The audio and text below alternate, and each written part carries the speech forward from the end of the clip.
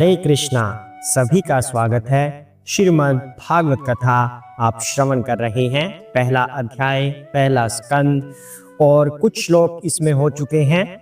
इसमें अब हो क्या रहा है, जो शौनक आदि ऋषि मुनि बैठे हुए हैं नैमिषारण्य में, वो सभी सूत जी से प्रार्थना कर रहे हैं कि हे सूत जी, हमें भगवान के बारे में बताएं। जो कलयुग में आगे समय आने वाला है उसमें सभी पथ भ्रष्ट हो जाएंगे, भयभीत रहेंगे, क्रोध से भरे हुए रहेंगे, विचलित रहेंगे, अधर्म का आचरण अपनाएंगे। तो उन लोगों के कल्याण के लिए आपने क्या सोचा है, क्या विचार किया है, इस बात पर मंथन हो रहा है। और आज वो क्या प्रार्थना सूत जी से करने वाले हैं, हम आज के पाठ में वो जानेंगे। तो आइए थोड़ा सा गुणगान कर लेते हैं भगवान का एक पंक्ति में। हरे कृष्णा कृष्णा कृष्णा हरे हरे, हरे राम राम राम हरे हरे। हरे कृष्णा कृष्णा कृष्णा हरे हरे, हरे राम राम राम हरे हरे। हरे कृष्णा। आइए आज का पाठ आरंभ करते हैं।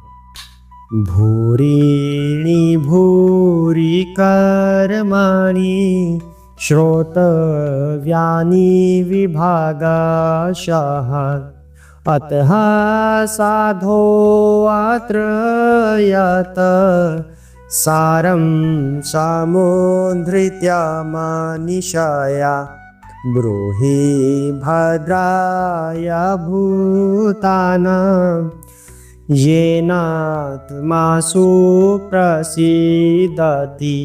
हरे कृष्णा। शास्त्रों के अनेक प्रकार हैं और उन सब में अनेक नियमित कर्मों का उल्लेख है, जिनके विभिन्न प्रभागों का वर्षों तक अध्ययन करके ही सीखा जा सकता है।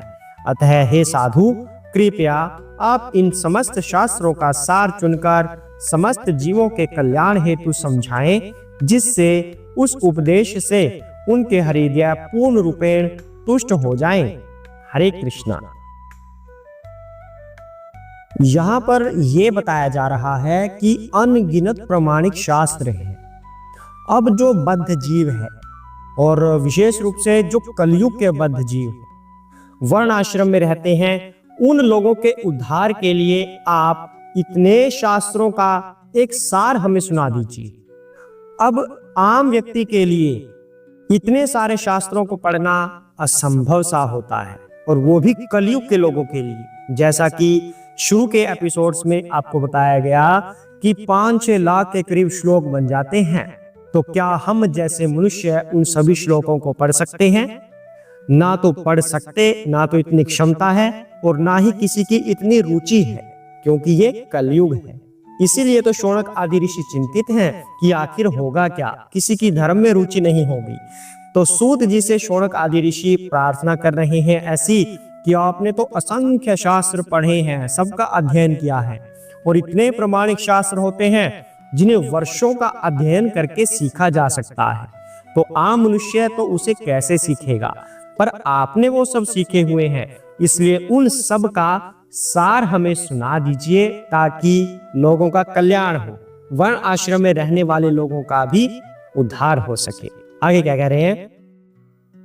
सूत जानासि भद्रं ते भगवान सात्वताम पतिः, देवक्याम वसुदेवस्य जातः यस्य चिकीर्षया। हे सूत गोस्वामी, आपका कल्याण हो। आप जानते हैं कि पूर्ण पुरुषोत्तम भगवान देवकी के गर्भ से वसुदेव के पुत्र के रूप में किस उद्देश्य से प्रकट हुए। हरे कृष्णा। यहाँ पर बिल्कुल स्पष्ट कर दिया है शौनक आदि ऋषियों ने कि पूर्ण पुरुषोत्तम भगवान कौन है। ब्रह्मा जी ने भी अपनी स्तुति में यही बताया है कि भगवान कृष्ण ही, भगवान गोविंद ही सभी कारणों के कारण है, आदि भगवान कृष्ण ही है।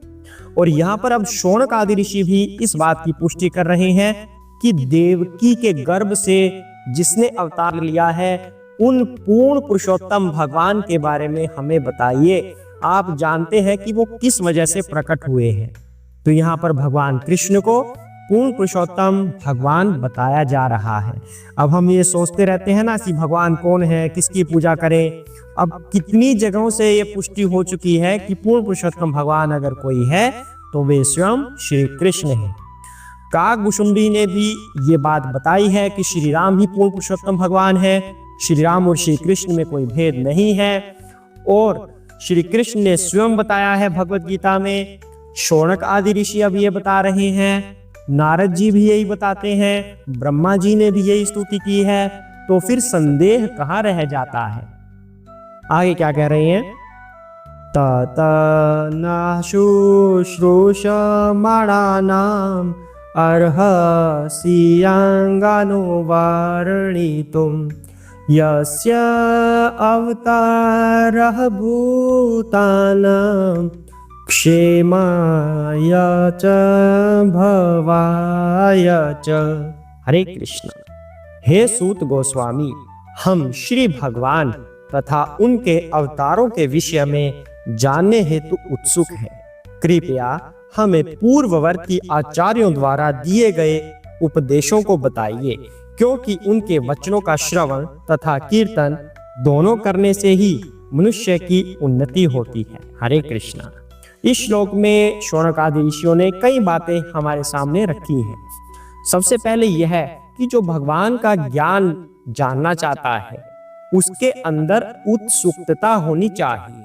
उत्सुक होना चाहिए वो कि मुझे भगवान का ज्ञान सुनना है। ऐसे नहीं कि किसी को जबरदस्ती बिठा दिया कि आ बैठ, मैं तुझे कुछ सुनाना चाह रहा हूँ, मेरी बात सुन। ऐसे वो नहीं सुनेगा। इन कानों से सुन सकता है पर यहाँ से उसको कुछ समझ नहीं आएगा जब तक वो स्वयं उत्सुक ना हो। तो यहाँ पर शौनक आदि ऋषि पूर्ण रूप से उत्सुक हैं वो ज्ञान जानने के लिए। उसके बाद कहते हैं कि हमें पूर्ववर्ती आचार्यों द्वारा दिया गया ज्ञान आप बताइए। अब ज्ञान किससे हमें लेना चाहिए? जो गुरु परंपरा से आता हो। ऐसे नहीं कि कोई भी गुरु बन जाए और उनसे हम ज्ञान सीखने लग जाएं। आजकल मार्केट में ऐसे गुरु भी आते हैं जो भगवान के अवतारों का कुछ बना देते हैं। कोई कहता है ब्रह्मा जी का करैक्टर ठीक नहीं, सरस्वती माता का ठीक नहीं। इस तरह की बातें भी कुछ गुरु बताने लगते हैं आजकल मार्केट में। तो यहाँ पर शौनक आदि ऋषि इस बात की पुष्टि कर रहे हैं कि ज्ञान किससे लें? जो गुरु परंपरा से भक्त आते हैं उन्हीं से ज्ञान लें।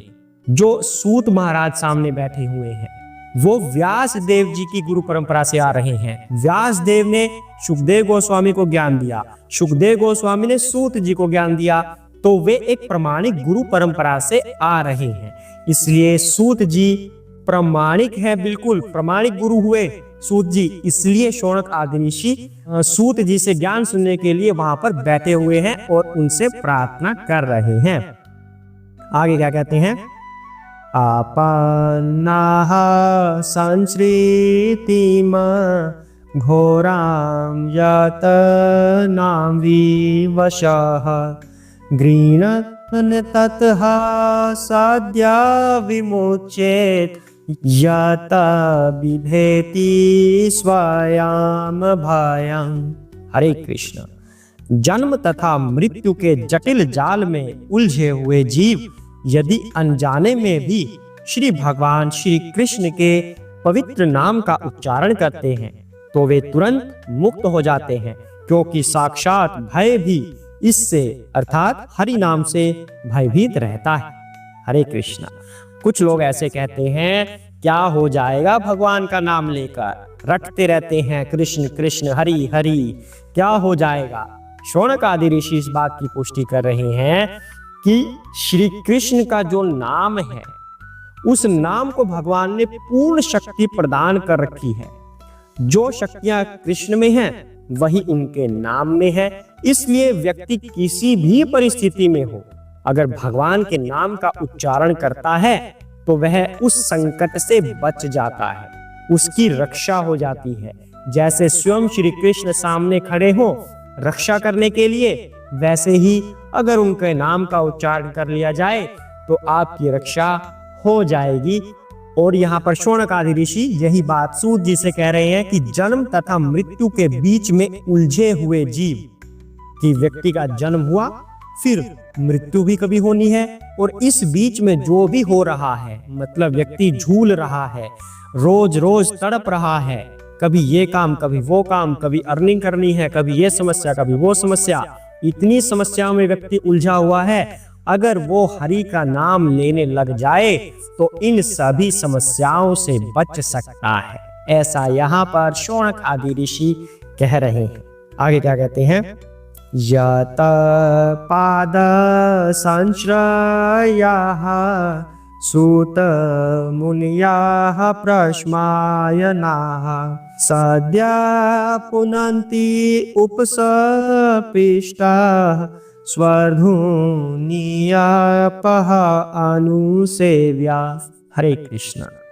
हे सूत गोस्वामी, जिन महान ऋषियों ने पूर्ण रूप से श्री भगवान के चरण कमलों की शरण ग्रहण कर ली है, वे अपने संपर्क में आने वालों को तुरंत पवित्र कर देते हैं, जबकि गंगा जल दीर्घ काल तक उपयोग करने के बाद ही पवित्र कर पाता है।